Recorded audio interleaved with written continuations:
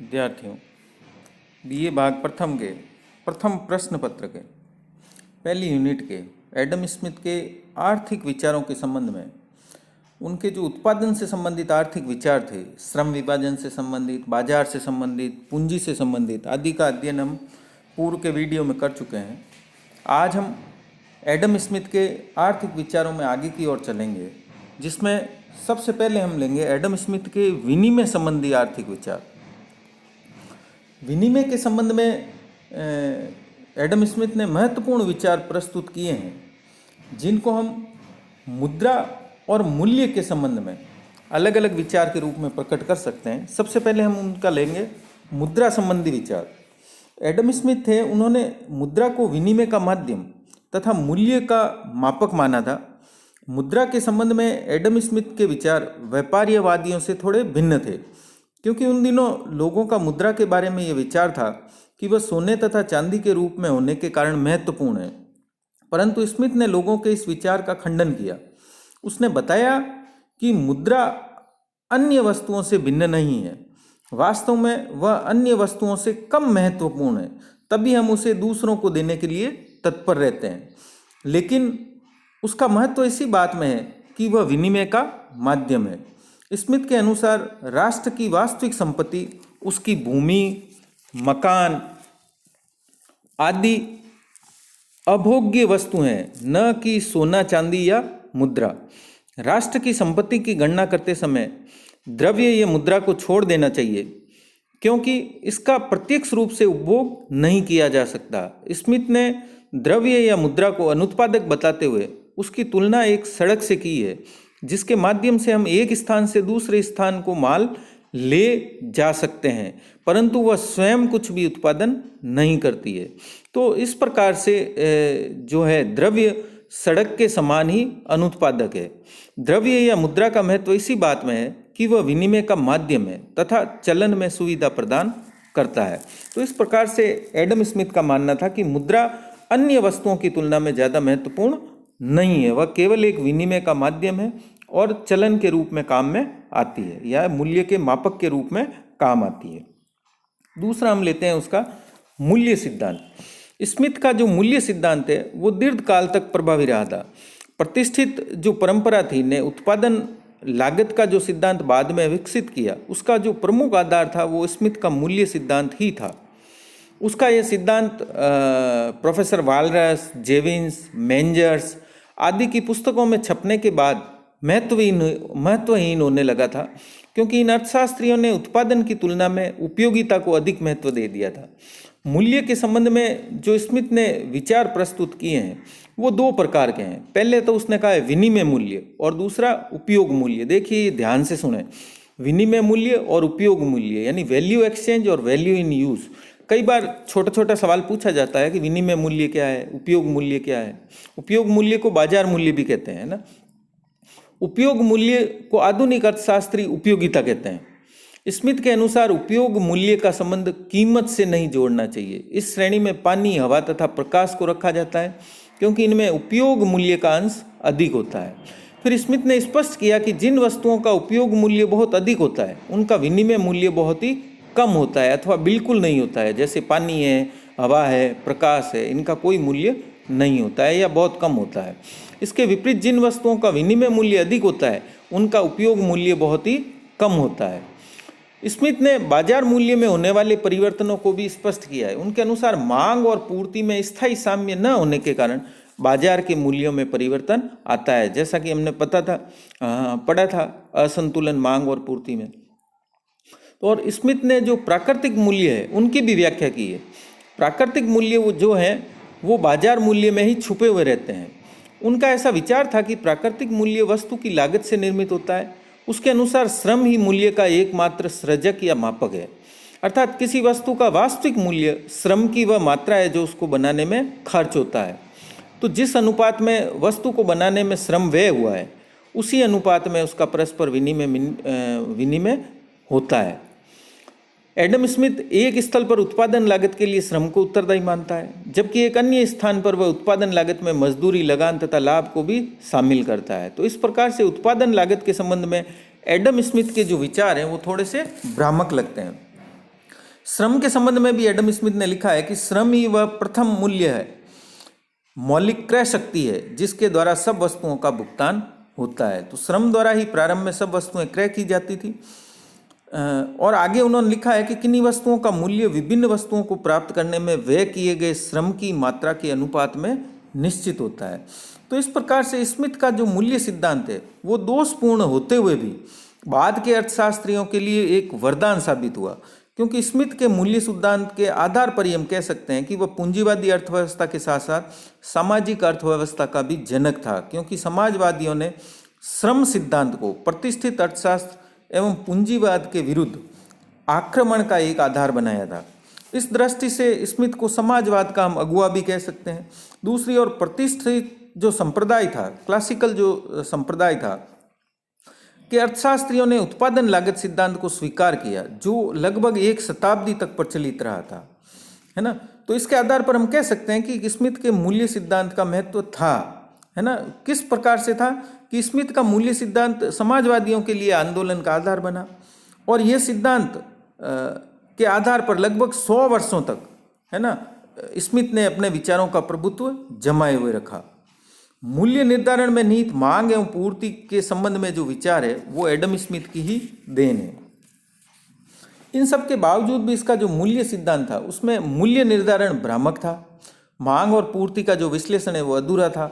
और स्मिथ ने मूल्य के श्रम सिद्धांत में बताया था कि यदि एक्स वस्तु में 4 घंटे का श्रम लगता है और वाई वस्तु में 2 घंटे का, तो दोनों के बीच विनिमय दर 2y = 1x होगी। इस प्रकार स्मिथ ने श्रम को मूल्य का मापक माना था, परंतु श्रम जैसी जटिल इकाई कोई प्रामाणिक माप करना संभव नहीं है।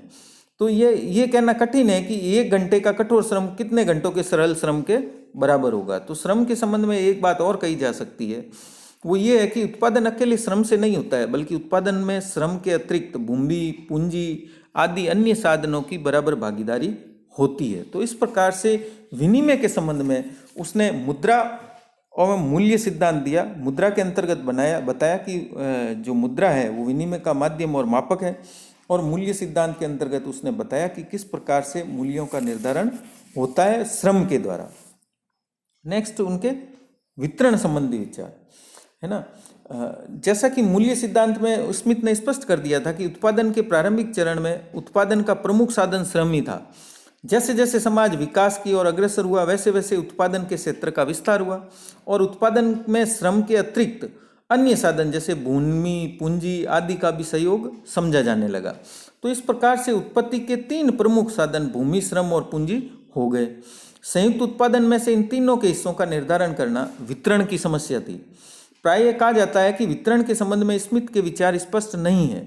उसने अधिकांश विचारों को प्रकृतिवादियों से ही ग्रहण किया था। उसके विचारों पर विशेषकर कैंटिलोन का प्रभाव स्पष्ट रूप से दिखाई देता है। स्मिथ के वितरण संबंधी विचार बाद के अर्थशास्त्रियों के लिए बहुत ही महत्वपूर्ण साबित हुए, है ना, क्योंकि यदि स्मिथ वितरण की व्याख्या न करता तो आज वितरण का सिद्धांत इतना विकसित नहीं हो पाता। तो वितरण के संबंध में उसने जो सिद्धांत दिए वो दिए लगान के संबंध में, यानी रेंट। स्मिथ ने अपने जो ग्रंथ था उसका वेल्थ ऑफ नेशंस, उसके 6ठे शीर्षक भूमि का लगान, है ना, of the rent of land के अंतर्गत लिखा है कि भूमि का लगान स्वभावतः एक एकाधिकारी मूल्य है जो कि भूमि के प्रयोग के लिए दिया जाता है। जब किसी राष्ट्र की संपूर्ण भूमि पर व्यक्तिगत अधिकार हो जाता है तो भूस्वामियों के द्वारा भूमि की प्राकृतिक उपज के लिए भी लगान मांगा जाने लगता है। यह लगान वह अधिक से अधिक कीमत होती है जो एक किसान अपने भूस्वामी को भूमि के प्रयोग के बदले में देता है। तो इस प्रकार से स्मिथ का विचार था कि लगान भूमि की उर्वरा शक्ति एवं स्थिति दोनों से ही प्रभावित होता है। जैसे जैसे यातायात के साधनों की सुविधा बढ़ती है वैसे वैसे सब जगह लगान में समानता आ जाती है। तो एडम स्मिथ पर जो है प्रकृतिवादियों का गहरा प्रभाव था, इसलिए वह लगान को एक अन्य स्थान पर बचत भी कहता है। उसके अनुसार किसी भी देश में भूमि उत्पादन में लगे मजदूरों के लिए आवश्यक खाद्य पदार्थों की तुलना में अधिक अन्न उत्पन्न करती है, अतः भूस्वामी के लिए हमेशा कुछ न कुछ बचता ही है। तो यहाँ पर वो लगान को बचत के रूप में लेता है। तो स्मिथ लगान को भूमि की विशेष प्राकृतिक शक्तियों की देन मानता है। मनुष्य निर्माण उद्योगों में प्रकृति की सहायता बहुत कम लेता है। तो अतः इन उद्योगों में उसे उतना ही मिलता है जितनी उस पर उत्पादन लागत आती है। कृषि कार्य प्रकृति के सहयोग से संपन्न होता है, इसलिए वहाँ उत्पादन लागत के ऊपर अतिरिक्त सरप्लस प्राप्त होता है और यही सरप्लस लगान है। तो लगान के संबंध में एडम स्मिथ का जो दृष्टिकोण है वो थोड़ा सा तर्कसंगत नहीं लगता है, क्योंकि उसके लगान संबंधी विचार थोड़ी थोड़ी देर में बदलते जाते हैं। जब वह मूल्य सिद्धांत की व्याख्या करता है तब वह लगान को लागत में जोड़ देता है, और जब वह लगान का वर्णन करता है तब लगान को मूल्य पर निर्भर होने की बात करता है, जबकि ये दोनों ही बातें परस्पर विरोधी है।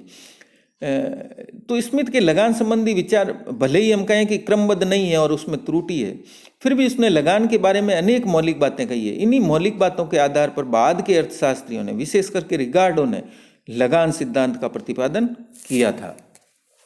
नेक्स्ट है फिर वितरण के अंतर्गत मजदूरी के संबंध में, है ना।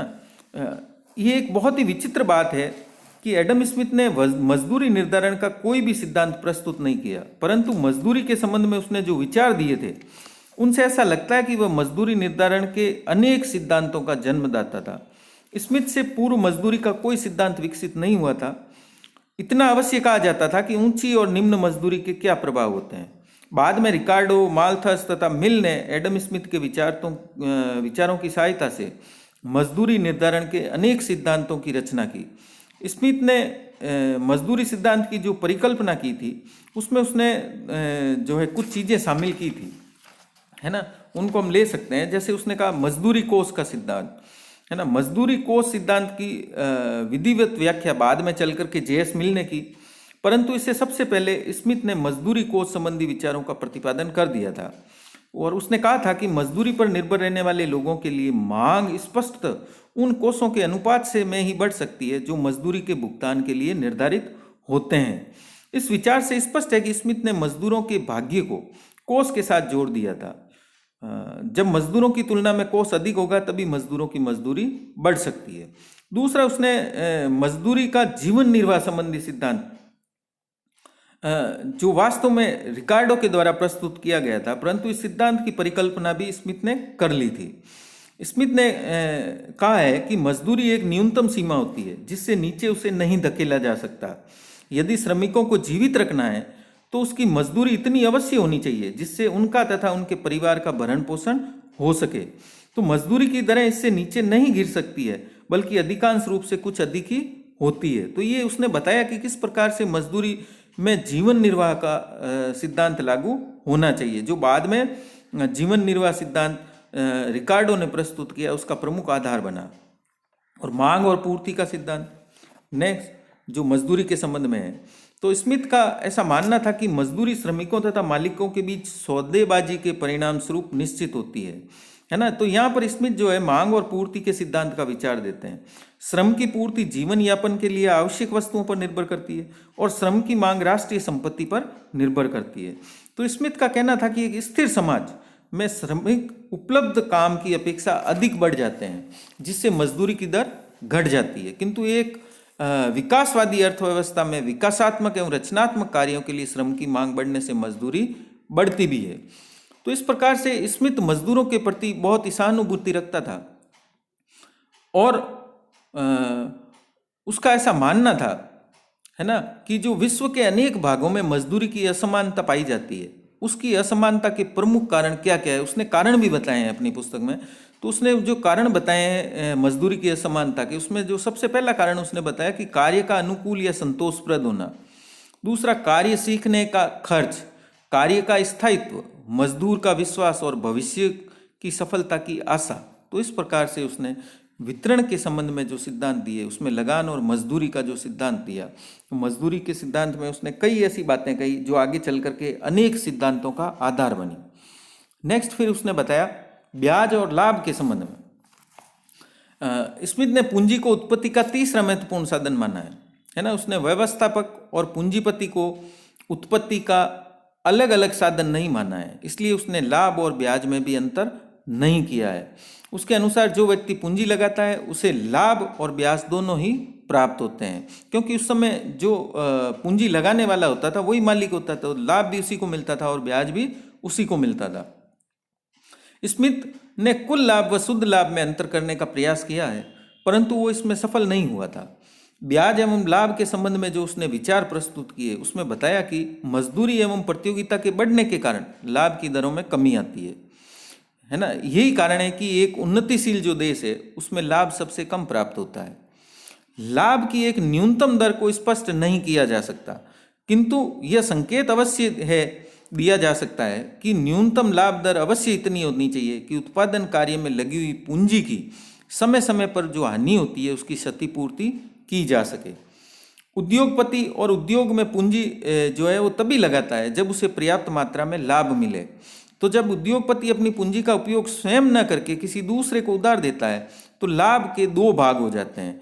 पहला भाग वह है जो वो उधार देता है, उससे उसे ब्याज मिलता है, और दूसरा भाग है जो पूंजी को उधार देता है, लेने वाला है, वो व्यक्ति को लाभ के रूप में प्राप्त होता है।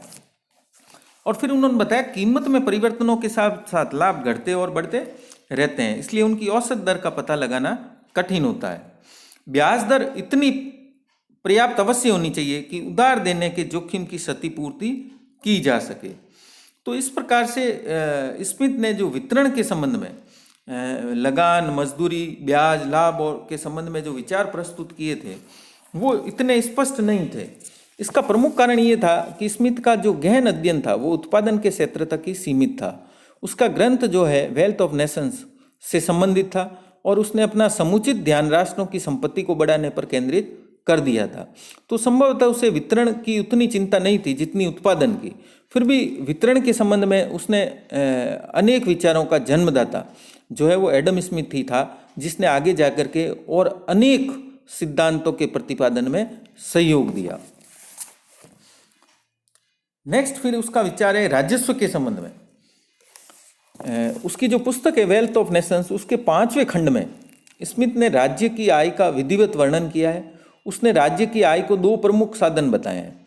एक तो राज्य की संपत्ति जिसमें भूमि पूंजी से प्राप्त होने वाली आय, और दूसरा नागरिकों पर लगाए जाने वाले कर से उपलब्ध आय शामिल है। तो स्मिथ ने करारोपण के प्रमुख 4 सिद्धांतों का उल्लेख भी अपने ग्रंथ में किया है जो आज भी अपना महत्व रखते हैं। उसमें सबसे पहले उसने कहा योग्यता का सिद्धांत, यानी प्रत्येक व्यक्ति को अपनी योग्यता और क्षमता के अनुसार सरकार को कर देना चाहिए अथवा सरकार को अपने नागरिकों पर इस प्रकार से करारोपण करना चाहिए कि करों का भार देने की योग्यता पर पड़े। फिर दूसरा उन्होंने दिया निश्चितता का सिद्धांत, कैनन ऑफ सर्टेनिटी, यानी प्रत्येक व्यक्ति जिस कर का भुगतान सरकार को करता है उसकी राशि निश्चित होनी चाहिए, मनमानी नहीं होनी चाहिए। इसके अतिरिक्त भुगतान की अवधि भी निश्चित होनी चाहिए, जैसे 1 साल हो, 6 महीने हो। करदाता को इस बात की भी जानकारी होनी चाहिए कि उसे करों का भुगतान कब करना है। फिर तीसरा उसने सिद्धांत दिया कर के संबंध में सुविधा का सिद्धांत, यानी कर की जो वसूली है वो सुविधाजनक ढंग से होनी चाहिए। इसका ये मतलब है कि कर का भुगतान करते समय करदाता को कम से कम असुविधा होनी चाहिए। और नेक्स्ट उसने कर के संबंध में कहा मितव्ययता का सिद्धांत, है ना। इस सिद्धांत के अनुसार सरकार द्वारा जो कर वसूली में है कम से कम खर्च किया जाना चाहिए, यानी प्रत्येक कर इस ढंग से लगाया जाए कि राज्य के कोष में जितना धन आता है उसकी वसूली में उससे कम धन खर्च हो। तो स्मिथ का जो विचार था कि करों का जो भुगतान है वो लगान, लाभ, मजदूरी में से ही होता है, इसलिए वह लगान पर अधिक कर लगाने के पक्ष में था। वह भी प्रकृतिवादियों की तरह से कृषि को शुद्ध उत्पत्ति का साधन मानता था, भले ही बाद में या उसमें कह करके कि अधिक बुद्धिमानी का परिचय दिया कि कर के कारण ब्याज और लाभ में वृद्धि का बोझ उपभोक्ताओं को उठाना पड़ता है, किंतु लगान पर कर लगाने का बुरा प्रभाव उपभोक्ताओं पर नहीं पड़ता है। तो इस प्रकार से उसने राजस्व के संबंध में या कर के संबंध में 4 प्रमुख सिद्धांत दिए, योग्यता का सिद्धांत, निश्चितता का सिद्धांत, सुविधा का सिद्धांत और मितव्ययता का सिद्धांत। फिर उसने अपने विचार दिए मुक्त अर्थव्यवस्था के संबंध में। मुक्त अर्थव्यवस्था ही स्मिथ के विचारों का मूल मंत्र है। वह अर्थव्यवस्था में सरकारी हस्तक्षेप का पक्षपात बिल्कुल नहीं करता है। इस संदर्भ में इस पर प्रकृतिवादियों की स्पष्ट छाप जो है वो दिखाई देती है। स्मिथ ने यह अनुभव किया कि आर्थिक क्षेत्र में राज्य की हस्तक्षेप की नीति वह नीति थी जिसके द्वारा राष्ट्र की शक्ति में वृद्धि की जा सकती थी, है ना। तो हस्तक्षेप के विरोध में स्मिथ ने जो तर्क दिए हैं वो काफ़ी प्रमाणिक है, और उसके तर्कों के बारे में जी.एम. रिस्ट का कहना है कि उसके तर्क एक शस्त्रागार के समान है जिसमें से राजकीय हस्तक्षेप के विरोधियों को सदा से शस्त्र मिलते रहे हैं। उसके प्रमुख जो तर्क थे वो इस प्रकार से थे कि सरकार मितव्ययतापूर्वक व्यय खर्च नहीं करती है क्योंकि वह दूसरों की कमाई पर निर्भर करती है, जबकि व्यक्ति मितव्ययी होता है, इसलिए व्यक्ति अपनी कमाई को सोच समझ करके खर्च करता है ना। तो इसको कहने का उनका प्रमुख कारण है कि व्यक्ति आत्महित से प्रेरित होकर कार्य करता है, जबकि सरकार का कोई व्यक्तिगत हित नहीं होता है, इसलिए वो सरकारी हस्तक्षेप की अवहेलना करता है। फिर वो कहता है कि सरकार व्यापार और वाणिज्य के संचालन में के केंद्र से काफ़ी दूर रहती है, जबकि व्यक्ति उसी केंद्र पर रहता है। तो एक व्यक्तिगत व्यापारी व्यापार की सही स्थिति का अनुमान लगाकर व्यापार का संचालन कुशलतापूर्वक करता है। फिर स्मिथ का विचार है कि सरकारी कर्मचारी लापरवाही से काम करते हैं, जिसके परिणाम स्वरूप वे समय और धन की बचत नहीं कर पाते हैं। वे अपने कर्तव्यों का सही ढंग से निर्वाह नहीं करते हैं क्योंकि सार्वजनिक कार्यों में उनका व्यक्तिगत स्वार्थ नहीं होता है, जिससे लाल फीताशाही और भ्रष्टाचार बढ़ता है ना। तो इस प्रकार से स्मिथ ने अनेक स्थलों पर एकाधिकार की भी निंदा की है। वह एकाधिकारी को शोषक मानता है। कब? जब वह व्यवस्था व्यक्तिगत हित से प्रेरित हो, जब उसके द्वारा प्रतियोगिता प्रोत्साहित होती हो। तो स्मिथ के अनुसार जो सरकार है या शासन है उसको आर्थिक मामलों में हस्तक्षेप नहीं करना चाहिए, और उनके जो प्रमुख कार्य उन्होंने बताए वो बताए हैं कि बाहरी आक्रमणों से देश की रक्षा करना, देश में न्याय व्यवस्था लागू करना, नागरिकों के मौलिक अधिकारों की रक्षा करना और समाज के हित संबंधी कार्य करना, जैसे सड़क, नहर, बंदरगाह आदि की व्यवस्था करना, शिक्षा का प्रबंध करना, नैतिक शिक्षा और धार्मिक जैसे चर्च आदि की व्यवस्था करना।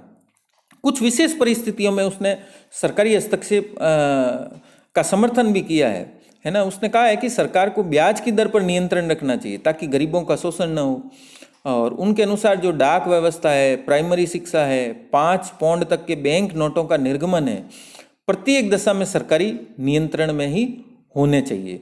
तो इस प्रकार से स्मिथ हस्तक्षेप को आर्थिक स्वतंत्रता का उल्लंघन नहीं मानता है, बल्कि वो ये कहता है कि व्यापार के क्षेत्र में सरकार का हस्तक्षेप नहीं होना चाहिए। नेक्स्ट फिर उन्होंने दिए स्वतंत्र व्यापार के संबंध में विचार, है ना। स्मिथ स्वतंत्र व्यापार को आर्थिक नीति का जो है वो प्रमुख अंग मानता है, और वह आंतरिक व्यापार को ही नहीं बल्कि अंतर्राष्ट्रीय व्यापार को भी सरकारी हस्तक्षेप से बचाना चाहता था। वह चाहता था कि स्वतंत्र व्यापार एक राष्ट्रीय नीति बना ली जाए, है ना। जैसा कि हम पहले वणिकवाद में पढ़ चुके हैं कि वणिकवादी नियंत्रित व्यापार के पक्षपाती थे और प्रकृतिवादियों ने विदेशी व्यापार के अस्तित्व को तो स्वीकार ही नहीं किया था, परंतु वे मुक्त व्यापार के पक्षपाती अवश्य थे। इन दोनों विचारधाराओं में से स्मिथ प्रकृतिवाद से अधिक प्रभावित था। उसने मुक्त व्यापार की प्रशंसा भी की है और नियंत्रण या संरक्षण का अंतिम समय तक विरोध किया है।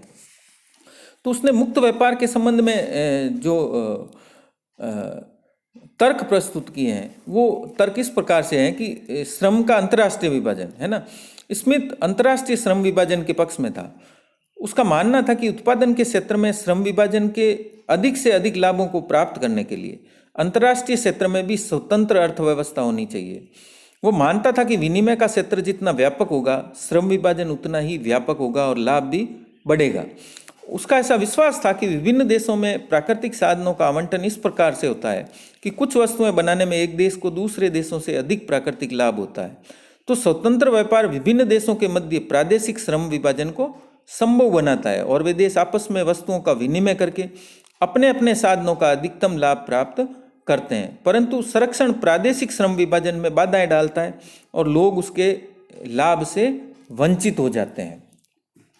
फिर उन्होंने स्वतंत्र व्यापार के संबंध में बताया कि विनियोग का मितव्ययतापूर्ण होना जरूरी है, क्योंकि पूंजी की स्वाभाविक प्रवृत्ति होती है कि वह स्वतः ही ऐसे मार्ग पर चलती है जहाँ उसे अधिक लाभ मिलता है। यदि हम उसे नियंत्रण में से मनमाने स्थान पर लगाते हैं तो उसे हमें वांछित लाभ नहीं मिलेगा। इसलिए सरकारी जो हस्तक्षेप होता है उसके कारण पूंजी अधिक लाभदायक क्षेत्रों से निकल करके और कम लाभदायक क्षेत्रों में लगा दी जाती है। संरक्षण कभी कभी इतना पक्षपातपूर्ण और कृत्रिम हो जाता है कि वह अवांछित तथा अकुशल उद्योगों तक को दे दिया जाता है, जिसके कारण उत्पादन तो घटता ही है, साथ ही साथ जो कुशल एवं योग्य उद्योग धंधे हैं वो पूंजी के अभाव में जर्जर होने लगते हैं, दम तोड़ने लगते हैं। तो मुक्त अर्थव्यवस्था में विनियोग जितना अधिक मितव्ययतापूर्ण होता है उतना ही नियंत्रण अर्थव्यवस्था में नहीं हो सकता है। और फिर उसका मानना था कि स्वतंत्र व्यापार से उपभोक्ताओं को भी लाभ होता है है ना। मुक्त व्यापार से जो विनिमय के क्षेत्र को बढ़ता है तो उससे श्रम विभाजन बढ़ता है, उत्पादन लागत घटती है, एक देश से दूसरे देश में वस्तुओं और सेवाओं का आयात निर्यात होने लगता है, लोगों को पर्याप्त मात्रा में वस्तुएं उपलब्ध होने लगती है। परंतु अगर संरक्षण की नीति से आयात निर्यात प्रतिबंधित हो जाते हैं तो विदेशों की सस्ती वस्तुएं भी स्वदेश में महंगी मिलने लगती है। तो इसलिए मुक्त व्यापार उपभोक्ताओं को सस्ती वस्तुएं सुलभ कराता है। तो इस प्रकार से उनका मुक्त व्यापार के संबंध में श्रम, विनियोग और उपभोक्ताओं के संबंध में स्मिथ के जो विचार हैं वो उसने महत्वपूर्ण विचार दिए हैं और उसने स्वतंत्र व्यापार का लास्ट तक, अंत तक समर्थन किया है। लेकिन कुछ ऐसी परिस्थितियां थी या विशेष परिस्थितियों में जो है वो हस्तक्षेप का भी समर्थक रहा है, जिसे हम अपवाद कह सकते हैं। जैसे जहाजरानी के पक्ष में या विदेशी जहाजरानी के विरुद्ध प्रतिबंध लगाने का वो समर्थक था, क्योंकि वह जहाजरानी को राष्ट्र की सुरक्षा की द्वितीय दीवार मानता था। स्मिथ जो जहाजरानी के विकास के लिए जहाज उद्योगों पर सरकारी नियंत्रण लगाना चाहता था, और फिर वो कहता है कि स्पर्धा को न्यायपूर्ण बनाने के लिए, है ना, उसने सुझाव दिया था कि यदि बाहर से कोई माल आता है और वही माल देश में उपलब्ध है तो देश में उत्पादन पर लगाए गए उत्पादन कर के बराबर आयात कर विदेशी वस्तु पर लगाया जाना चाहिए। इससे विदेश की वस्तुएं स्वदेश में आयात नहीं हो पाएगी। और फिर वो कहता है कि यदि कोई देश इंग्लैंड के माल पर आयात कर लगाता है तो उसके माल पर भी आयात कर लगाया जाना चाहिए। यदि स्वतंत्र व्यापार से देश के रोजगार पर प्रतिकूल प्रभाव पड़ने लगे तो मुक्त व्यापार पर नियंत्रण लगा देना चाहिए। देश को किसी वस्तु में आत्मनिर्भर बनाने के लिए भी संरक्षण दिया जाना चाहिए। तो जिस प्रकार से हम देखते हैं कि स्मिथ ने स्वतंत्र व्यापार का समर्थन किया था, लेकिन उसके साथ साथ उसने सरकारी हस्तक्षेप की भी अवहेलना नहीं की है। बहुत से ऐसे स्थान हैं जहां वो अर्थव्यवस्था को आगे ले जाने के लिए वो ऐसा मानता है कि सरकारी हस्तक्षेप भी आवश्यक है। तो इस प्रकार से आज हमने एडम स्मिथ के आर्थिक विचारों का अध्ययन किया है कि किस प्रकार से एडम स्मिथ ने अपने आर्थिक विचार अलग अलग दिए हैं। अब हम अगर एडम स्मिथ के आर्थिक विचारों का मूल्यांकन करें तो हमें ये पता चलेगा कि स्मिथ ने जो तात्कालिक बिखरे हुए आर्थिक विचार थे उनका संग्रह किया और भावी अर्थशास्त्रियों के लिए एक महान कार्य किया है। तो अर्थशास्त्र एक सुसंगठित विज्ञान के रूप में एडम स्मिथ के कारण ही विकसित होता चला गया। एडम स्मिथ के विचारों से प्रभावित होकर के इंग्लैंड में अनेक व्यापारिक प्रतिबंधों को हटा दिया गया था और वहाँ ऐसा कहा जाता है कि प्रधानमंत्री पिट का बस चलता तो वह इंग्लैंड की संपूर्ण अर्थव्यवस्था को वेल्थ ऑफ नेशंस के अनुकूल ही डाल देता। पिट के बारे में स्मिथ को कहना पड़ा था कि वह मेरे विचारों को मुझसे अधिक समझता है। जब सन 1829 से 1850 तक मानचेस्टर विचारधारा के राजनीतिक आंदोलन ने स्मिथ के आर्थिक विचारों से ही प्रेरणा ली थी। सरकारी नियंत्रण और गल्ला कानून यानी क्रॉन लॉ की समाप्ति स्मिथ के विचारों का ही प्रभाव थी। 19वीं शताब्दी के मध्य तक इंग्लैंड पूर्णतः स्वतंत्र व्यापारी देश बन गया था। यह उस स्वप्न की पूर्ति थी जो स्मिथ ने अपने ग्रंथ में संजोया था। तो स्मिथ के विचारों ने जहाँ पूंजीवादी प्रभावित हुए वहीं समाजवादी भी उसके विचारों से प्रभावित हुए बिना नहीं रह सके। तो हम कह सकते हैं कि स्मिथ पूंजीवाद के साथ साथ समाजवाद का भी जनक था। स्मिथ ने एक ऐसी भावनात्मक पृष्ठभूमि तैयार कर ली थी जिसमें औद्योगिक क्रांति का मार्ग प्रशस्त हुआ। उसने उद्योगपतियों को महत्वपूर्ण स्थान दिया, तो उसे औद्योगिक क्रांति का अग्रदूत भी कहा जा सकता है। क्योंकि वह अर्थशास्त्र का जनक था, उसने अर्थशास्त्र को विज्ञान के रूप में प्रतिष्ठित किया। प्रकृतिवाद व वणिकवाद का उसने मंथन करके उसमें निहित उपयोगी बातों को अंत में ग्रहण कर लिया था। स्मिथ ही ऐसा पहला विचारक था जिसने राजनीतिक अर्थशास्त्र की एक परिभाषा एवं उसकी वास्तविक विषय सामग्री समाज को उपलब्ध कराई थी। इसके अलावा उत्पादन से लेकर के वितरण तक अर्थशास्त्र के क्षेत्र को उन्होंने परिभाषित किया था। तो स्मिथ ने मूल्य प्रणाली का भी विकास किया। उसने विनिमय मूल्य को समस्त आर्थिक क्रियाओं का केंद्र बनाया और संपत्ति का उत्पादन प्राकृतिक कारणों से नहीं वरन बाजार की मांग द्वारा निर्धारित होता है, ऐसा स्पष्ट किया। तो इन तथ्यों के आधार पर हम कह सकते हैं कि स्मिथ का विचार एक व्यापक स्रोत के समान है जिसने समाज को सब कुछ दिया। उसके बाद के अर्थशास्त्रियों ने उससे बहुत कुछ ग्रहण किया है और जो विचार बाद में आए हैं वो उसी की देन है। इन सब के होते हुए भी स्मिथ के विचारों की आलोचना भी की जाती है ना। हिल्डेब्रांड, लेस्ट, मूलर और स्पान आदि ऐसे विचारक हैं जिन्होंने आलोचना की है। वो ऐसा मानते हैं कि स्मिथ एक भौतिकवादी विचारक था। उसने आर्थिक सिद्धांतों की व्याख्या करते समय नैतिक मूल्यों को भुला दिया। उसने जीवन का उद्देश्य धन प्राप्ति को माना। आलोचकों की ये बात गलत है, क्योंकि स्मिथ जो है वो भौतिकवादी अवश्य था, परंतु उसने नैतिक मूल्यों को कभी नहीं ठुकराया।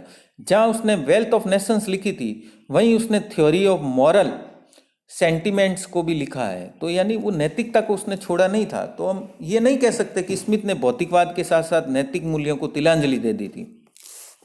फिर जो आलोचना की जाती है वो की जाती है कि स्मिथ जो है उसका जो धन संबंधी दृष्टिकोण है वो बहुत ही संकुचित था, क्योंकि उसने इसे विनिमय मूल्य से जोड़ा है ना। लॉडरडेल ने धन की व्याख्या की कड़ी आलोचना की और कहा है कि विनिमय मूल्य अथवा दुर्लभता धन का एकमात्र आधार नहीं हो सकते। आलोचक कहते हैं कि स्मिथ व्यक्तिवादी है, यानी उस पर व्यक्तिवादी होने का आरोप भी लगाया जाता है।